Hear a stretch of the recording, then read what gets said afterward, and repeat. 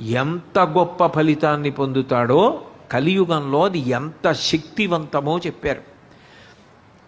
భగవన్నామం పలకడానికి శౌచదోషం లేదు.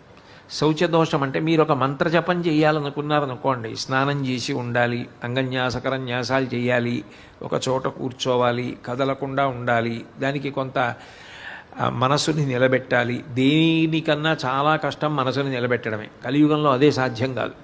మనసుని నిలబెట్టాలి. మంత్రాధిష్టాన దేవతని భ్రూమధ్యమునందు ధ్యానం చేస్తూ మంత్రజపం చేయాలి. ఇవన్నీ ఎప్పుడు పడితే అప్పుడు చేయడం సాధ్యం కాదు. అట్లాగే మీరు ఒక పూజ చెయ్యాలంటే దానికి కొన్ని నియమాలు ఉంటాయి. ఆ నియమాలు పాటించి పూజ చెయ్యాలి.